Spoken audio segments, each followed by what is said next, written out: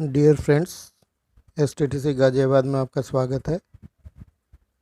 मैं Ranjan Shah, SSC signal, आज आपको सिग्नलिंग रिले के बारे में बताऊंगा।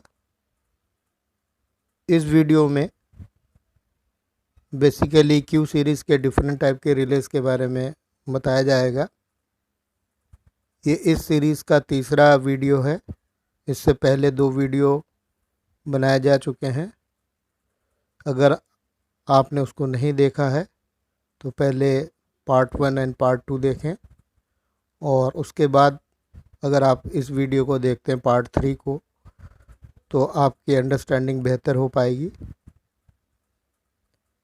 आइए देखते हैं इसमें जो जो टॉपिक हमें कवर करना है।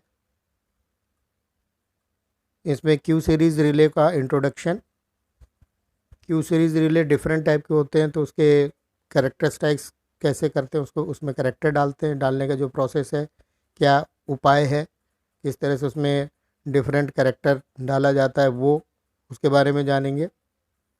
उसके बाद जो डिफरेंट टाइप के क्यू सीरीज़ के रिले हैं, जैसे न्यूट्रल लाइन रिले है QN1, और न्यूट्रल लाइन रिले एसिमनाइज्ड है QNA1, इनके बारे में जानेंगे।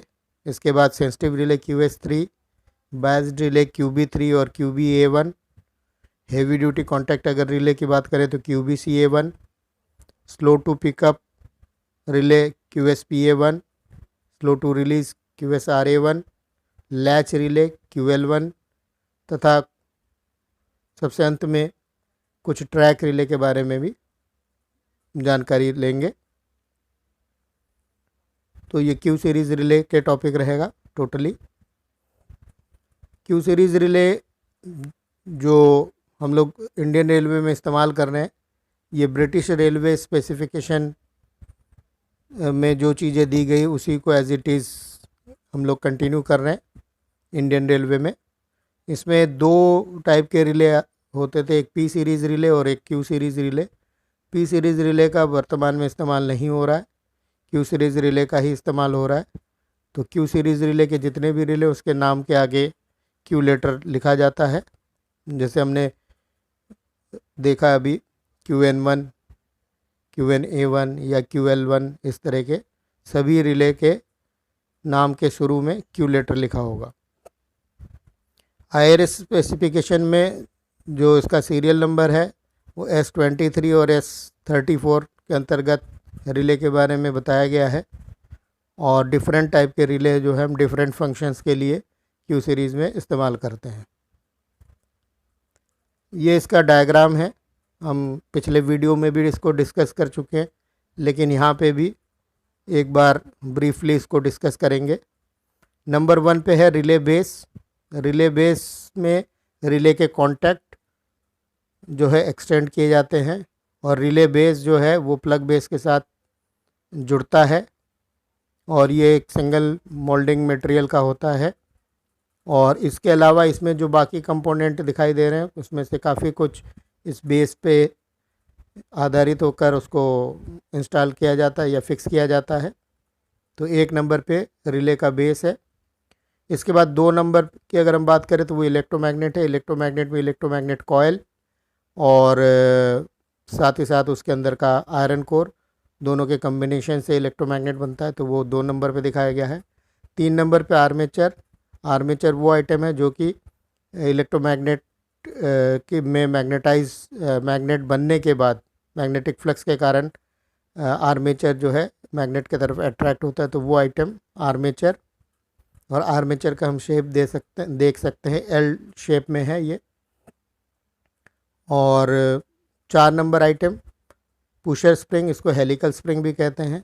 इसका काम है बैक कॉन्टैक्ट को प्रेशर के साथ बना के रखना, तथा रिले के कॉयल में जब सप्लाई ना हो और पिकअप कॉन्टैक्ट से ड्रॉप कॉन्टैक्ट बनना चाहिए, तो उस समय जो है ये टॉर्क देता है ताकि बैक कॉन्टैक्ट जो है बन जाए आसानी से। तो ये 4 नंबर पे हेलिकल स्प्रिंग या पुशर स्प्रिंग इसको कहते हैं।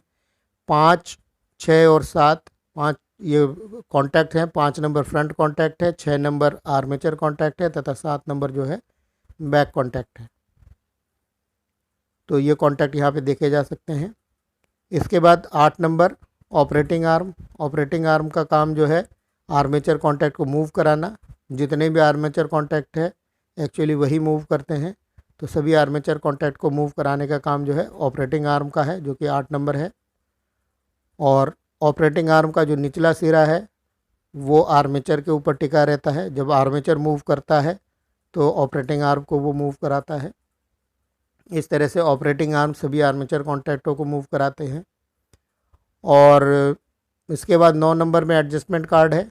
एडजस्टमेंट कार्ड का काम जो है फ्रंट कॉन्टैक्ट और बैक कॉन्टैक्ट जो कि फिक्स्ड होते हैं, जो कि मूव नहीं करते हैं, अपने जगह पे स्टेशनरी रहते हैं, मतलब रुके हुए रहते हैं, तो उसको एडजस्ट करके रखता है, उसको होल्ड करके रखता है ताकि वो अपनी जगह से मूव ना करे।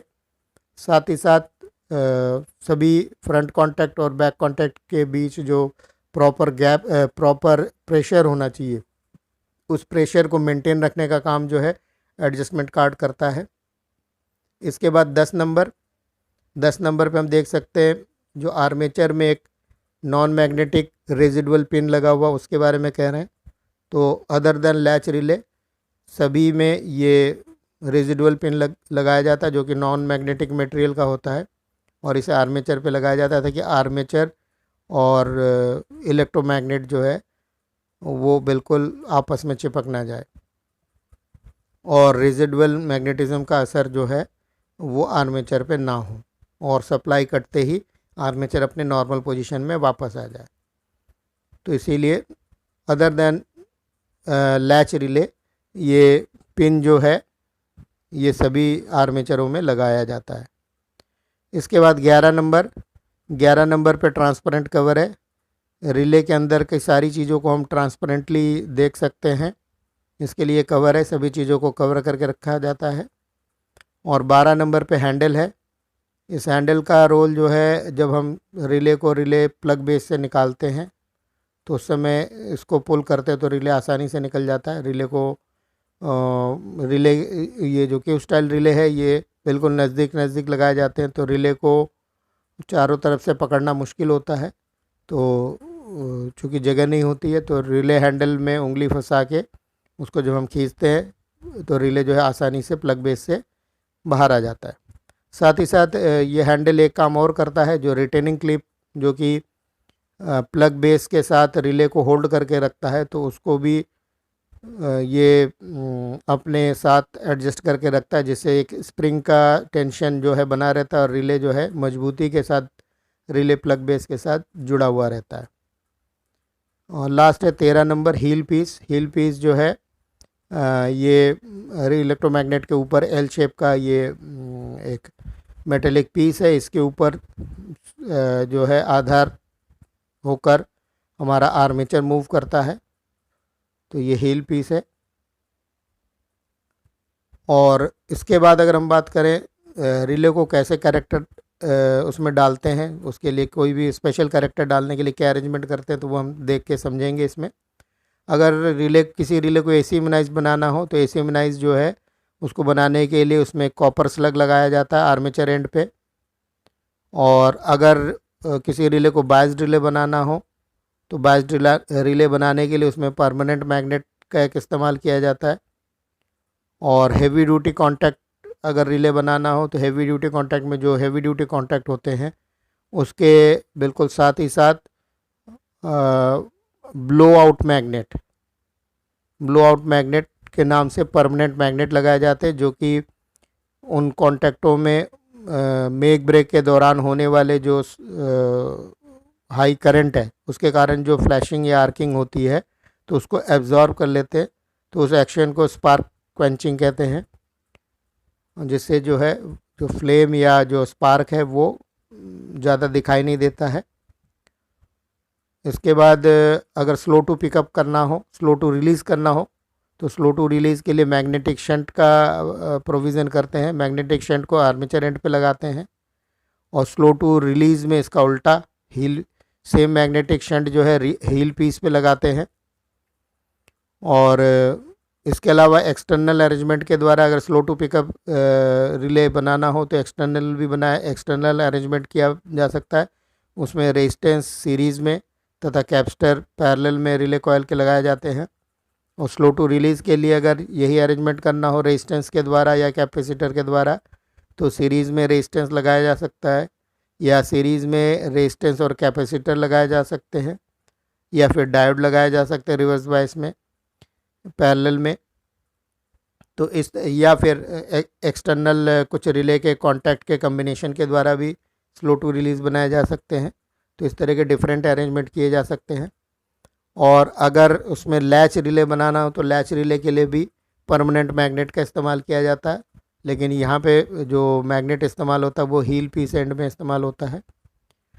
नेक्स्ट पर्टिकुलर रिले की अगर हम बात करें तो ये पहला रिले जो है QN1 है, DC neutral line relay. DC neutral line relay जो है सबसे आम और सबसे ज़्यादा इस्तेमाल होने वाला रिले है, इसमें होता है। और ये आप डायग्राम में इसके इमेज में देख सकते हैं, ये सिंपल सा एक रिले है, कोई इसमें स्पेशल अरेंजमेंट कुछ नहीं है।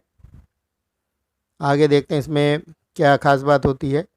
तो इसमें डिफरेंट कम्बिनेशन के ये अवेलेबल है, 12F4B, 8F8B, 8F4B, 6F6B और 4F4B। Different combination contact combination के QN1 सीरीज़ के रिले अवेलेबल है। और वर्किंग वोल्टेज नॉर्मली 24 वोल्ट होता है। 24 वोल्ट में कॉयल का रेजिस्टेंस 400 ओम होता है। और एक ABB कंपनी द्वारा बनाए गए FTC में भी ट्रैक रिले के रूप में यही वाली रिले यूज़ होती है QN1। तो उसकी वोल्टेज जो है 50 वोल्ट है और उसके कॉयल का रेजिस्टेंस 1000 ओम है।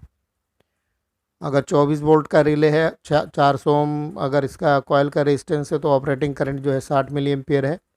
पिकअप जो वोल्टेज है वो मैक्सिमम जो है वो 19.2 है।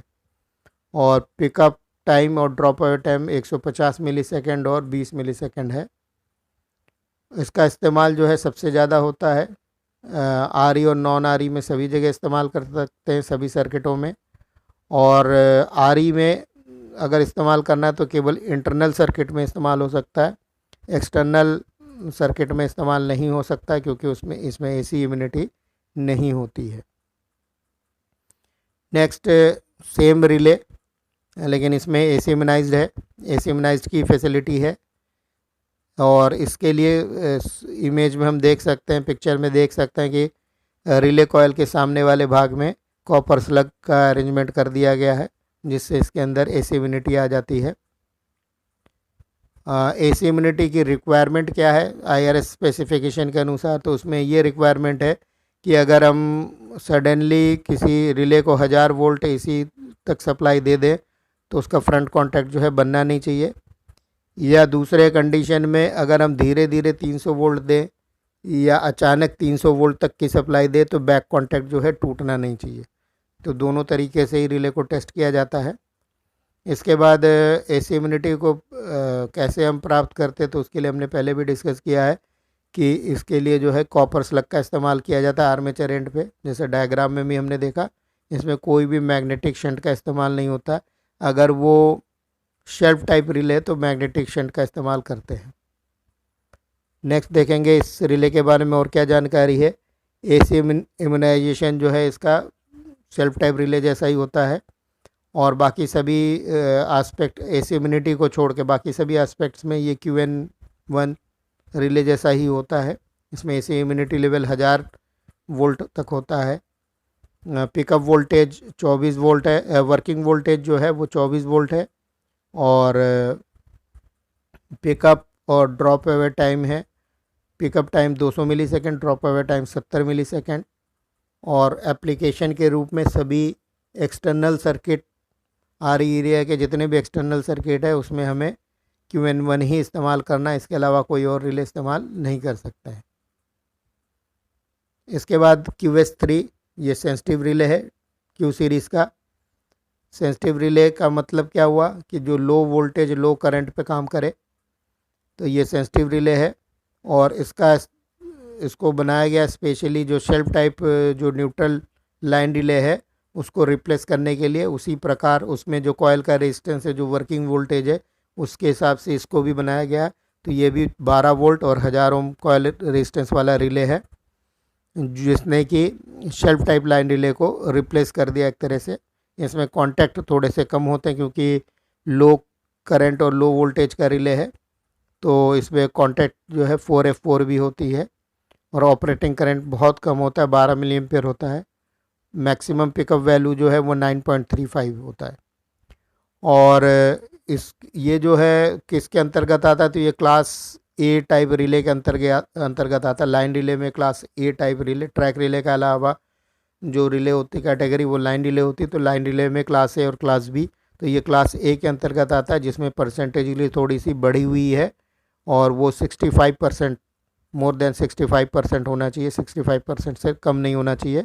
और इसका इस्तेमाल एक्सेल काउंटर में जो एनालॉग प्रकार का एक्सेल काउंटर है, यूनिवर्सल एक्सेल काउंटर जिसे कहते हैं, उसमें EVR तथा SUPR रिले के रूप में किया जाता है। और QS3 एक नॉन AC इम्यूनाइज्ड रिले है। अगर हमें AC इम्यूनाइज्ड रिले इस्तेमाल करना होगा तो इससे मिलता जुलता QSA3 रिले जो है उसका इस्तेमाल कर सकते हैं। वो भी 12 वोल्ट और 1000 ओम और 4F/4B का रिले होता है, लेकिन उसमें एक चीज़ अलग होती है कि उसकी AC इम्यूनिटी होती है उसमें। इसके बाद QB3 Q सीरीज़ का बायस्ड न्यूट्रल रिले। तो बायस्ड न्यूट्रल रिले का मतलब क्या है, इसका मतलब ये है कि हमारी जो सप्लाई है, जो हम सप्लाई रिले को देंगे, R1 पे पॉजिटिव देंगे तभी रिले जो है पिकअप होगा। मतलब प्रॉपर पोलरिटी की सप्लाई मिलने पर ही रिले पिकअप होगा। अगर पोलरिटी रिवर्स हो जाएगी किसी भी कारण से तो रिले पिकअप नहीं हो सकता है। इवन अगर हम 20 गुना भी सप्लाई ज़्यादा दे दें तब भी ये रिले रिवर्स पोलरिटी पे पिकअप नहीं होगा। तो इसकी जो नॉर्मल वर्किंग वोल्टेज है 12 वोल्ट है, और 12 का 20 टाइम्स मतलब 240 वोल्ट तक देने पे भी ये रिले पिकअप नहीं होगा। किस तरह से इसकी बाइसिंग को अचीव किया वो देखेंगे। तो biasing of this relay achieved by provision of permanent magnet. Permanent magnet का एक अरेंजमेंट किया गया है, इसमें प्रोविज़न किया गया है। और वो परमानेंट मैग्नेट क्या करता है, जब इलेक्ट्रोमैग्नेटिक कॉयल में जब सप्लाई होती प्रॉपर पोलरिटी वाली, तो इलेक्ट्रोमैग्नेट का फील्ड स्ट्रेंथ और परमानेंट मैग्नेट का फील्ड स्ट्रेंथ या डायरेक्शन ऑफ मैग्नेटिक फ्लक्स जो है सेम डायरेक्शन में होने के कारण दोनों ऐड होकर पावरफुल हो जाती है और रिले को पिकअप कर देती है, उसके आर्मेचर को अट्रैक्ट कर देती है। और अगर हम बात करें अकेले परमानेंट मैग्नेट की, तो वो इतना पावरफुल नहीं होता है कि वो रिले को ऑपरेट कर सके। ना ही इलेक्ट्रोमैग्नेट में इतनी पावर होती है कि वो बिना परमानेंट मैग्नेट के हेल्प के रिले को ऑपरेट कर सके। तो दोनों के पावर के कम्बिनेशन से ही रिले जो है पिकअप होती है। और अगर हम अलग पोलरिटी दे देते हैं तो उस समय जो करंट का डायरेक्शन होता है वो रिवर्स हो जाता है, और रिवर्स होने के कारण मैग्नेटिक फ्लक्स का डायरेक्शन भी चेंज हो जाता है। मैग्नेटिक फ्लक्स का डायरेक्शन जो है वो परमानेंट मैग्नेट के मैग्नेटिक फ्लक्स का अपोज करता है, और इसलिए जो है रिले पिकअप नहीं हो पाता है। इसका इमेज है, स्केच है एक, और जिसमें कि एक परमानेंट मैग्नेट जो है वो रिले के आर्मेचर एंड पे लगाया जाता है। और ये इसमें AC इम्यूनिटी नहीं होती है, QB3 रिले में AC इम्यूनिटी नहीं होती है। लेकिन इसका लाभ क्या है, तो एडवांटेज ऑफ बाइसिंग क्या है कि दो रिले को अगर हम किसी एक पेयर ऑफ लाइन में एक दूसरे के उल्टे कनेक्शन में, मतलब R1 और R2, लाइन 1 के साथ R1 जोड़ दिया एक रिले का, और दूसरे रिले में लाइन 2 के साथ R1 जोड़ दिया, तो अगर हम पोलरिटी चेंज करके भेजेंगे लाइन 1 और लाइन 2 में, तो एट ए टाइम एक ना एक रिले पिकअप होगी। तो ये रिक्वायरमेंट हमें कहाँ पड़ती है, ये रिक्वायरमेंट हमें पड़ती है, इसकी ज़रूरत हमें ब्लॉक इंस्ट्रूमेंटों में पड़ती है, कुछ ब्लॉक इंस्ट्रूमेंटों में। तो दो ही तारों में हम पोलरिटी को चेंज करके दो डिफरेंट रिले को पिकअप करा सकते हैं, जिससे कम से कम दो डिफरेंट टास्क हम अचीव कर लेते हैं।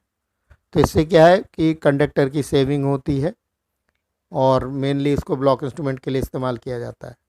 तो चूँकि इसमें AC इम्यूनिटी नहीं होती है, तो ये एक पोदानूर में एक ब्लॉक इंस्ट्रूमेंट होता है जिसको हम कहते हैं single line tokenless push button block instrument, जिसमें code receiving relay CRR-R reverse relay और CRR-N normal relay, code receiving normal relay के रूप में ये इसका इस्तेमाल किया जाता है। तो ये 12 वोल्ट 60 मिली एम्पियर के वर्किंग वोल्टेज वाला या करंट वाला रिले है, और जिसमें 4F2B का कांटेक्ट होता है। और पिकअप करंट जो मिनिमम है वो 45 मिली सेकेंड है, लेकिन नॉर्मल जो इसका वर्किंग करंट है वो 60 मिली एम्पियर है, और हमें ब्लॉक इंस्ट्रूमेंट का करंट भी इतना ही मेंटेन करके रखना पड़ता है। इसके बाद बात करें सेम टाइप का रिले, अगर एसिम्युनिटी है तो उसमें QBA1 कहलाता है वो, और ये एसिम्युनाइज्ड है, और इसमें भी सेम है, करेक्ट पोलरिटी मिलनी चाहिए। अगर करेक्ट पोलरिटी नहीं मिलेगी तो 20 गुना वोल्टेज ज़्यादा देने पे भी रिले हमारा पिकअप नहीं होगा रिवर्स पोलरिटी से। लेकिन QB3 में जो वर्किंग वोल्टेज थी वो 12 वोल्ट थी, जबकि QBA1 उसमें 24 वोल्ट की ये रिले है। और इसका इस्तेमाल जो है डैडो ब्लॉक इंस्ट्रूमेंट में किया जाता है, single line frequency modulated handle type block instrument, जिसे डैडो ब्लॉक इंस्ट्रूमेंट के नाम से जानते हैं, और RE एरिया में इस्तेमाल हो सकता है। तो उस रिले में सेम पर्पस से, जैसे हमने इससे पहले देखा था QB3 का, सेम पर्पस से इस रिले का QBA1 का इस्तेमाल करते हैं। तो एसिम्युनिटी देने के लिए कॉपर स्लग का इस्तेमाल करना पड़ता है, और साथ ही साथ जो है परमानेंट मैग्नेट भी होता है इसमें। परमानेंट मैग्नेट के द्वारा ही इसको बायस्ड बनाया जाता है। इसके में कॉयल का रेजिस्टेंस 200 ओम होता है, और वर्किंग वोल्टेज 24 वोल्ट, और इसमें डिफरेंट कॉन्टैक्ट कम्बिनेशन के आते हैं, 12F4B, 8F4B और 8F8B। और एसिम्युनिटी लेवल जो है कम से कम 120 वोल्ट AC तक होता है। और current rating 3 ampere continuous current के लिए है, और 2 एम्पियर के द्वारा स्विचिंग करंट तक हम कर सकते हैं। ये इसका डायग्राम स्केच है। इसमें कॉपर स्लग और परमानेंट मैग्नेट ये दोनों ही आर्मेचर एंड पे लगाए जाते हैं। इसके बाद QBCA1 जो है ये हैवी ड्यूटी कॉन्टैक्ट वाला रिले है, जिसमें कि 2 फ्रंट कॉन्टैक्ट हैवी ड्यूटी होते हैं, और 4 बैक कॉन्टैक्ट जो है नॉर्मल या स्टैंडर्ड करंट रेटिंग के होते हैं। जो हैवी ड्यूटी कॉन्टैक्ट है वो कम से कम 30 एम्पियर तक करंट 110 वोल्ट के रेटिंग पे वो स्विच कर सकता है, कोई दिक्कत नहीं होती है उसमें। और पॉइंट मशीन को कंट्रोल करने के लिए इस रिले का इस्तेमाल होता है, या इस रिले के कॉन्टैक्ट का इस्तेमाल होता है। और इस रिले में जो हैवी ड्यूटी कॉन्टैक्ट है, दोनों कॉन्टैक्टों के बगल में 2 नेचुरल मैग्नेट पीस लगाए जाते हैं, जिसको ब्लो आउट मैग्नेट कहते हैं, और जिससे जो भी स्पार्किंग होती है उसको वो एब्जॉर्ब कर लेता है या सोख लेता है एक तरह से, जिससे जो हैवी करंट के द्वारा कॉन्टैक्ट जलने की संभावना नहीं रहती है। और ये चूँकि एसिम्युनाइज्ड रिले तो इसकी 1000 वोल्ट इसकी एसिम्युनिटी होती है। इसके बाद इसका स्केच है, ये QBCA1 रिले, 2 फ्रंट और 4 बैक कॉन्टैक्ट। इसके बाद slow to pick up relay QSPA1, तो इसमें मैग्नेटिक शंट का इस्तेमाल होता है आर्मेचर एंड पे। अगर रिलीज वाला रिले होगा स्लो टू रिलीज तो हील एंड पे करेंगे मैग्नेटिक शंट, दोनों में ही मैग्नेटिक शंट का इस्तेमाल होता है। QSPA1 में आर्मेचर एंड में करते हैं, और स्लो टू रिलीज में हम मैग्नेटिक शंट का इस्तेमाल हील एंड पे करते हैं। तो ये QSPA1 के बारे में पहले जान लेते हैं। A magnetic shunt is provided at armature end to make the relay slow to pick up बनाने के लिए मैग्नेटिक शंट का इस्तेमाल आर्मेचर एंड पे करते हैं। Magnetic shunt is a magnetic material. हाँ, ये कैसे ये फंक्शन करता है उसके बारे में डिस्क्राइब किया गया कि जो मैग्नेटिक शंट होता है वो मैग्नेटिक मटेरियल का होता है। जब भी हमारे कॉयल में सप्लाई फ्लो होती है और मैग्नेटिक फ्लक्स बनता है, तो ये मैग्नेटिक फ्लक्स जो है ये मैग्नेटिक शंट के रास्ते से जाता है, और मैग्नेटिक शंट जो है उस फ्लक्स को लेके थोड़ी देर तक उसको टाइम लगता है, उसके बाद वो सैचुरेट हो जाता है। जैसे ही वो सैचुरेट हो जाता है उसके बाद वो कोई भी मैग्नेटिक फ्लक्स रिसीव नहीं करता। फिर सारा का सारा मैग्नेटिक फ्लक्स जो है रिले के वर्किंग में इस्तेमाल होता है, और रिले जो है पिकअप होती है। तो इसमें जो पहले जो टाइम जितना लगा उसको सैचुरेट होने में, उसके वजह से रिले में एक डिले आया, वर्किंग में डिले आया। तो वो डिले 540 से 600 मिलीसेकंड तक का हो सकता है। तो इसके द्वारा जो है ये मैग्नेटिक शंट के द्वारा इसको स्लो टू पिकअप बनाया जाता है। इस्तेमाल कहाँ करते हैं, तो क्यू सीरीज़ के टीआर के साथ टीपीआर के रूप में इस्तेमाल होता है। ये लाइन रिले है तो एज ए टीपीआर इस्तेमाल होता है, और एसिमनाइज्ड होता है क्योंकि इसमें USPA1 लिखा हुआ है। ए का मतलब है एसिमनाइज्ड, तो एसिमनाइज्ड रिले है, और कॉपर स्लग एसिमनाइज्ड में इस्तेमाल होता है, और साथ ही साथ मैग्नेटिक शंट का भी इस्तेमाल होता है, जिससे ये स्लो टू पिकअप बनता है। स्लो टू पिकअप बनाने की क्या आवश्यकता पड़ी है वो हम देखते हैं नेक्स्ट स्लाइड पे। ये इसका इमेज है, एक्चुअल इमेज है। इसके बाद इसकी जो आवश्यकता है इस रिले की वो उसको हम जानेंगे। तो अगर किसी कारण से OHE की तार, चाहे वो कॉन्टैक्ट वायर है चाहे ट्रैक्शन वायर है, दोनों में से कोई भी तार या दोनों तार अगर टूट कर ट्रैक में गिरती है, जिसके कारण जो है करंट हैवी सप्लाई जो वोल्टेज जो है वो ट्रैक में आता है, और ट्रैक जो है अगर गाड़ी ट्रैक पे खड़ी है और ट्रैक रिले पिकअप हो जाए वोल्टेज के इफेक्ट से, तो ट्रिपिंग होना चाहिए। तो लेकिन ट्रिपिंग होने में 300 मिलीसेकंड का समय लगता है। इतने देर में अगर TR पिकअप हो जाए तो भी TPR पिकअप नहीं होना चाहिए, तो इसके लिए TPR को स्लो टू पिकअप बनाया गया है, जो कि 540 से 600 मिलीसेकंड। तो इतने देर में जब तक हमारा TPR पिकअप हो उससे पहले पहले हमारी ट्रिपिंग हो जाती है, क्योंकि ट्रिपिंग होने में 300 मिलीसेकंड का समय लगता है। तो अगर किसी कारण से TR पिकअप भी होता है तो TPR पिकअप होने का चांस नहीं है, जिससे हमारा सर्किट सेफ रहता है। रिलीज टाइम जो है 140 से 200 मिलीसेकंड है। वर्किंग वोल्टेज 24 वोल्ट है। 208 ओम का कॉयल का रेजिस्टेंस है।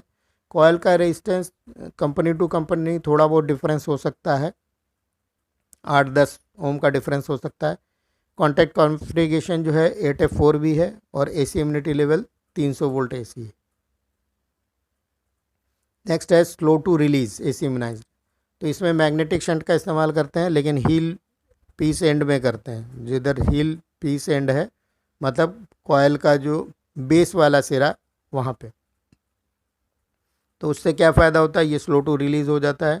स्लो टू रिलीज़ और साथ ही साथ कॉपर स्लग के द्वारा AC इम्यूनिटी करते हैं। इसका ड्रॉप अवे टाइम ज़्यादा है। नॉर्मली दूसरे रिलो का 20 मिलीसेकंड होता है, लेकिन इसमें 260 मिलीसेकंड का समय है। रिलीज़ होने में ज़्यादा समय लेता है, और बाकी पैरामीटर जो है लगभग स्लो टू पिकअप रिलीज जैसा रिले जैसा ही है। और इसका इस्तेमाल कहाँ करते हैं, इसका इस्तेमाल जो है HPR और DPR में करते हैं, RE एरिया में, जिससे कि हमारा जो अगर ट्रैक सर्किट बॉब करे या हमारा पावर सप्लाई फ्लैक्चुएट करे तो हमारा सिग्नल जो है उठना नहीं चाहिए, या HPR DPR ड्रॉप नहीं होना चाहिए, तो उसके लिए इस रिले का इस्तेमाल करते हैं। इसके बाद इसका स्केच है।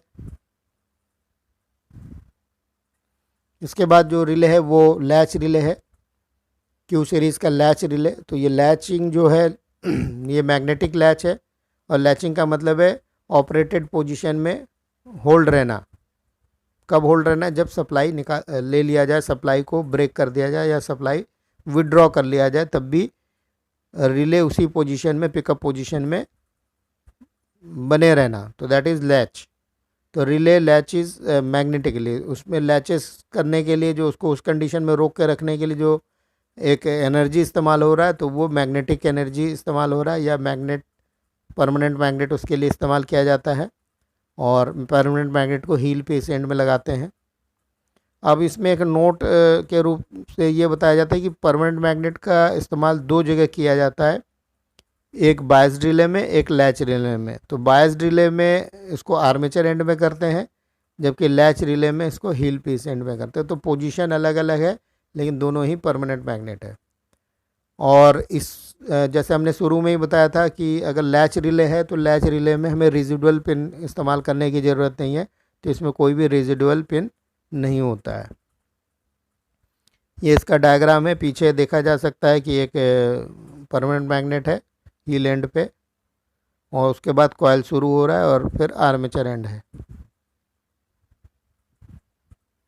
तो इसमें अरेंजमेंट क्या है पहले देखेंगे।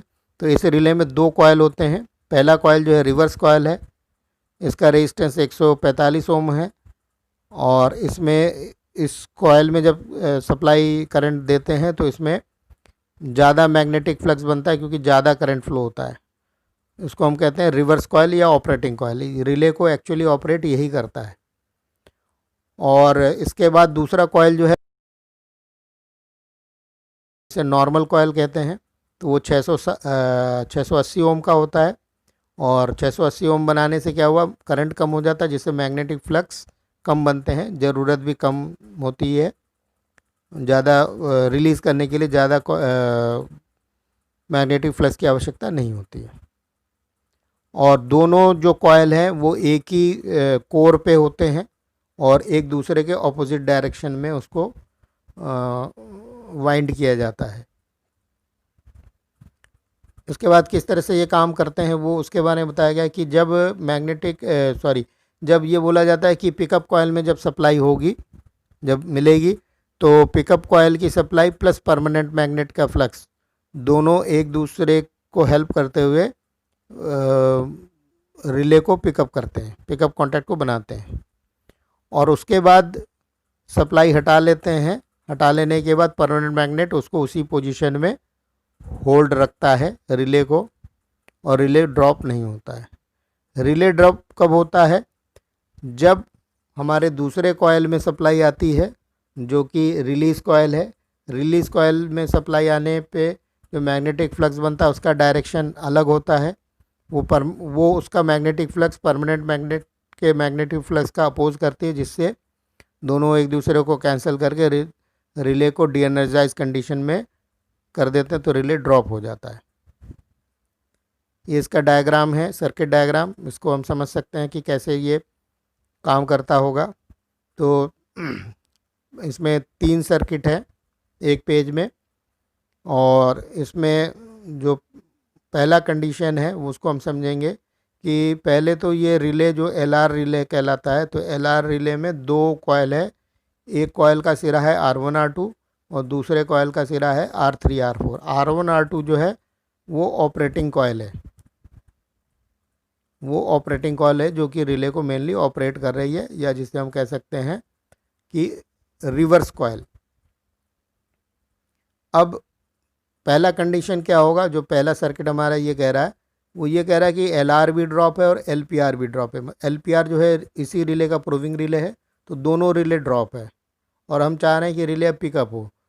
तो होगा क्या कि ये जो पहले डायग्राम में आप देख सकते हैं, ये एक हैश जैसा सिंबल है, जिसका मतलब अदर सिलेक्शन सर्किट। जो भी हमारी शर्तें हैं वो हमने यहाँ पे एक हैश के रूप में दिखाया, सिंबल के रूप में, जिसमें कि कुछ कॉन्टैक्ट कम्बिनेशन हो सकते हैं, कुछ शर्तें हो सकती हैं। उसके द्वारा सप्लाई आएगी, 24 वोल्ट की सप्लाई आएगी। LPR के ड्रॉप कॉन्टैक्ट से होते हुए LR रिले के R1 पे चली जाएगी और R2 जो है डायरेक्टली कनेक्टेड है, तो LR रिले हमारा पिकअप हो जाएगा।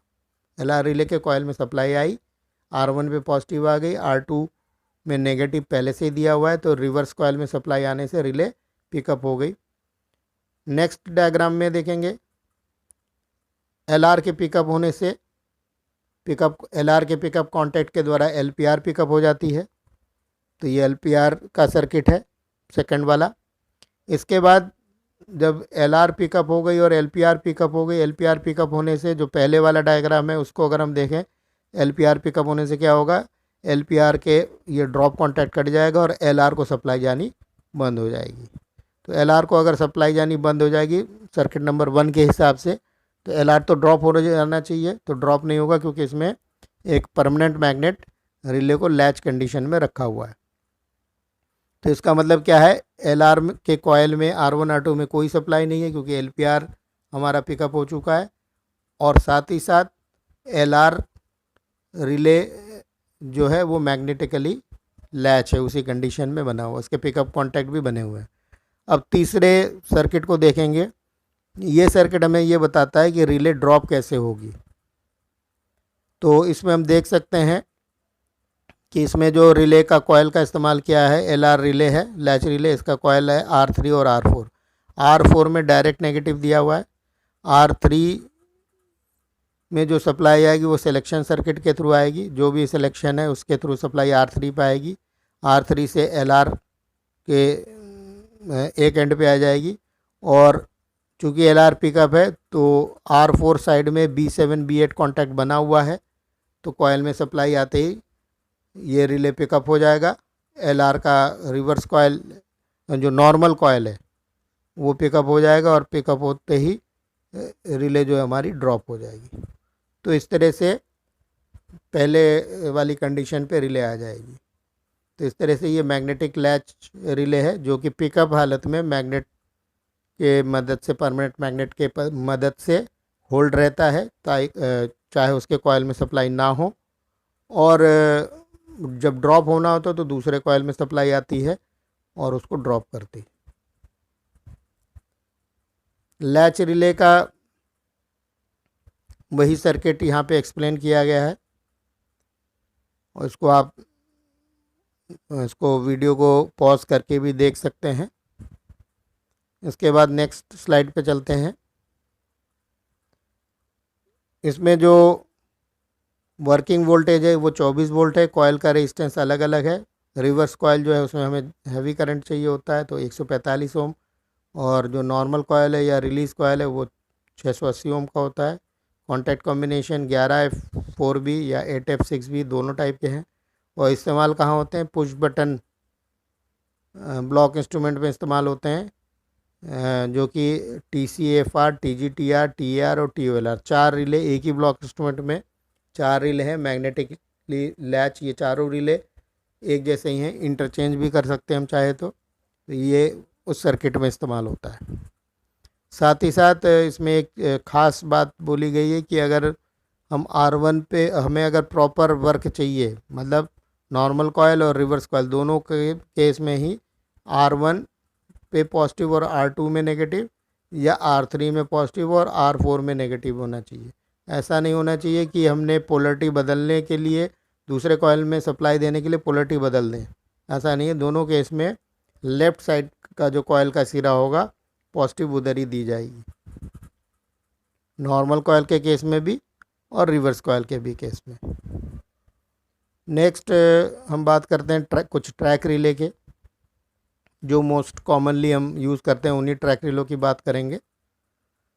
तो सबसे पहले जो नॉन आर एरिया में इस्तेमाल होता है वो QT2 रिले है। QT2 रिले का ये डायग्राम है। ये डायग्राम जैसे दूसरे रिले का हमने डायग्राम देखा था उसी तरह से है, बस नंबर ऑफ कॉन्टैक्ट इसमें कम होते हैं।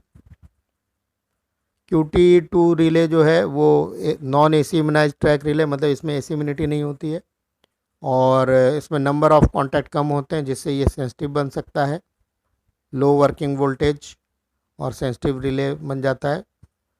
साथ ही साथ इसका जो पहला वर्जन है वो QT1 है। QT1 में सिर्फ 2 फ्रंट कॉन्टैक्ट थे, कोई बैक कॉन्टैक्ट नहीं था। उसके बाद नेक्स्ट वर्जन आया QT2, जिसमें कि 2 फ्रंट और 1 बैक प्राप्त हुआ, 1 बैक एक्स्ट्रा मिला।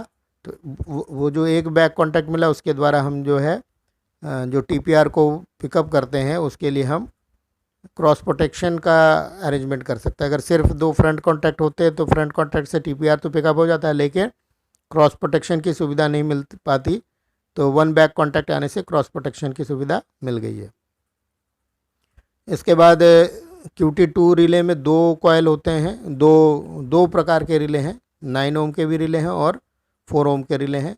अगर ट्रैक की लंबाई 100 मीटर तक है तो 9 ओम, अगर 100 मीटर से ज़्यादा है तो 4 ओम के रिले, कॉयल वाला रिले इस्तेमाल करेंगे। और नंबर ऑफ़ कॉन्टैक्ट कम होने के कारण, जैसे हमने पहले बोला कि ये जो है कम वोल्टेज पे काम करता है और सेंसिटिव रिले बन जाता है। और QT2 रिले का जो वो है मैक्सिमम हम वोल्टेज दे सकते हैं वो 300 वोल्ट तक दे सकते हैं, और मिनिमम जो वोल्टेज दे सकते हैं वर्किंग वोल्टेज 125 वोल्ट दे सकते हैं। ये दोनों ही पिकअप वैल्यू पे डिपेंड करता है उसके। और परसेंटेज रिलीज जो है 68% से कम नहीं होना चाहिए। और उसके बाद 9 ओम और 4 ओम रिले का जो है वर्किंग वोल्टेज, पिकअप वोल्टेज और पिकअप करंट दिया हुआ, ये मिनिमम, ये मैक्सिमम होते हैं पिकअप के केस में, मैक्सिमम वोल्टेज और मैक्सिमम करंट, और नॉन आर एरिया में इस्तेमाल होने वाला ट्रैक रिले है। उसके बाद QTA2 ये सेम टाइप का ही रिले, लेकिन इसमें एसिमिलिटी है। इसमें कॉन्टैक्टों की संख्या हम डायग्राम में देख सकते हैं, 2 फ्रंट और 1 बैक। इसमें कॉपर स्लिप लगाया जाता है, एल के रूप में, एल मार्क करके दिखाया गया कॉपर स्लग, जिससे इसकी एसिमिलिटी बन जाती है। और इसमें जो रिले कॉयल का रेजिस्टेंस है वो नॉर्मली 9 ओम का है, और 20 ओम का कॉयल वाला भी रिले इसमें अवेलेबल है। और एसिमिलिटी जो है 50 वोल्ट होता है। और चूँकि कॉपर स्लग लग गया तो थोड़ा सा इसका करंट बढ़ जाता है, पावर रिक्वायरमेंट, ऑपरेटिंग करंट बढ़ जाता है, और साथ साथ इसमें जो है पिकअप टाइम और रिलीज टाइम दोनों ही बढ़ जाते हैं। एसिमिलिटी लेवल 50 वोल्ट है, 2 फ्रंट 1 बैक, और 9 ओम रिले और 20 ओम रिले दोनों इस्तेमाल होते हैं, लेकिन 9 ओम रिले जो है वो स्टैंडर्ड रिले है। कहीं कहीं 20 ओम के रिले का भी इस्तेमाल आवश्यकता के अनुसार किया जाता है। इसके बाद जैसे QTA2 रिले है तो इसके साथ QSPA1 एज ए TPR इस्तेमाल होता है। हम पहले QSPA1 के बारे में डिस्कस कर चुके हैं, उसी को यहाँ पे भी बताया गया है। और फिर इसके पैरामीटर 9 ओम रिले के पैरामीटर और 20 ओम के रिले के पैरामीटर दिए गए हैं। इसके बाद QB80, ये भी ट्रैक रिले, लेकिन यहाँ B का मतलब है बायस्ड एसिमिनाइज्ड रिले है। तो इसमें वही R1 पे पॉजिटिव देना ज़रूरी है, R1 पे पॉजिटिव देंगे तभी रिले पिकअप होगा। और इसमें एक कॉन्टैक्ट एक्स्ट्रा है, तो 2 फ्रंट और 2 बैक है। इसमें कॉपर स्लिप भी है, और बायसिंग के लिए एक परमानेंट मैग्नेट भी है। इसमें जो है एसिमिलिटी लेवल जो है सबसे ज़्यादा है, तो 80 वोल्ट तक, ट्रैक रिले के केस में सबसे ज़्यादा है तो 80 वोल्ट तक एसिमिलिटी है। और कॉपर स्लग के द्वारा एसिमिलिटी को प्राप्त किया गया है। और इसमें भी TPR के रूप में QSPA1 इस्तेमाल होना चाहिए।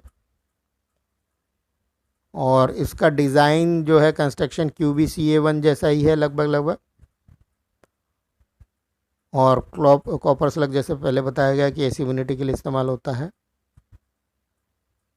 इसमें 2 फ्रंट 2 बैक, और इसका पिकअप वोल्टेज जो है वो पिकअप वैल्यू वो ज़्यादा है, 1.75 तक है।